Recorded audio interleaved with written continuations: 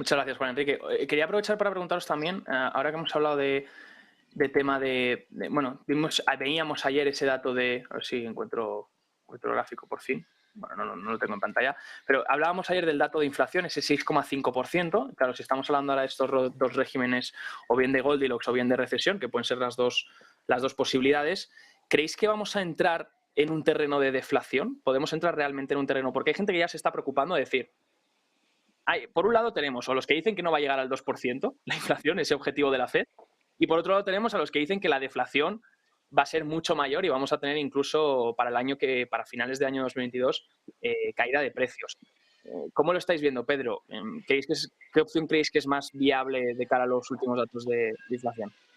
Bueno, entiendo que en este caso estamos hablando de dólares y yo sí me sitúo en que creo que va a bajar. Tanto como deflación, no lo sé. Sí me sitúo bastante cercano a la posición que he tenido en otros debates con Gustavo, con John Aldecoa y demás, que existe una gran cantidad digamos, de deuda offshore a nivel de dólares, que al final eso va a presionar al dólar a apreciarse. Entonces, creo que en cierto modo sí vamos a ver por lo menos una desinflación en un periodo relativamente corto de tiempo. Gracias, Pedro. Nos quedamos con deuda offshore, hará que el dólar pueda posiblemente rebotar y eso pues generar esa presión, ¿no?, deflacionaria. Juan Enrique, ¿cómo lo veis vosotros de Admiral Markets? Tema del dato de inflación de ayer y tema también de eso, posible deflación en el año que viene o en este año o no vamos a llegar al 2%. Bueno, la verdad es que da hasta miedo, ¿no?, pensarlo. O sea, cuando la gente nos dice, oye, que es posible, ¿no? Y es verdad que las posibilidades están ahí, que el mercado acompaña, ¿no?, a esta posibilidad de que nos encontremos en ese escenario. La verdad que solo pensarlo da miedo en cuanto a las repercusiones que lógicamente esto va a tener en un medio plazo, sobre todo. O sea, al final, yo es que repito, es que la deuda está ahí y parece mentira que no nos fijemos en el problema que puede tener la deuda a medio plazo. Yo creo que nos encontramos en una situación en la que decimos, bueno, hay países con una deuda por encima del 100% del PIB y decimos, bueno, esto es como bueno, el marrón que se lo coma el que venga, ¿no?, después, ¿no? Y ya veremos a ver quién viene a las próximas elecciones o quién es el próximo gobierno que se come esto es como la patata caliente, ¿no? Vamos pasando ahí el globo que se va hinchando poco a poco y el que llegue el día de mañana pues ya le explotará, ¿no? Entonces, o hacen algo con la deuda o se toma una medida drástica en el sentido de perdonar parte de deuda o condenar parte de esos ratios.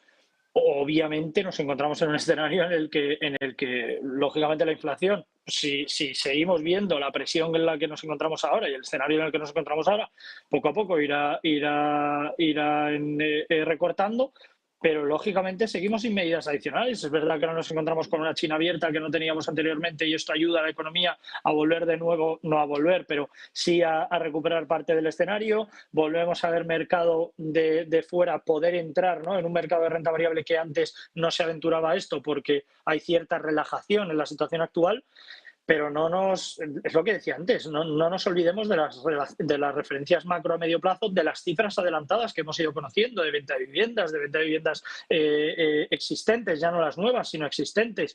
No nos olvidemos de la inflación que tenemos, no nos olvidemos de la parte manufacturera, que seguimos estando en ratios relativamente preocupantes. Por lo tanto, a mí cuando me dicen, no, es que el mercado está bien, digo, bueno, a ver, o sea, que nos encontramos en una situación en la que a corto plazo, lógicamente, el mercado sigue recuperando, el mercado se encuentra en un escenario en el que está cogiendo oxígeno y está cogiendo aire porque las referencias acompañan y estoy de acuerdo en que a corto plazo los mercados siguen estando en un buen escenario, lo hemos comentado el mes anterior, lo hemos comentado hace 2 meses, seguimos viendo a corto plazo un mercado que puede seguir respirando y puede seguir teniendo buenas cifras. Pero mientras no solventemos el problema que tenemos a medio plazo y las cifras adelantadas, indicadores adelantados y el problema de deuda, o vemos medidas adicionales, o sigo diciendo que el marronazo que tiene la Reserva Federal delante suya, me encantaría ver cómo lo van a solventar, porque es algo que me gustaría que se pudiera estudiar en las universidades, el ver cómo salir de un marrón económico a nivel mundial, ya no solo en la parte de Estados Unidos. Muchas gracias, Juan Enrique. Aprovecho para poneros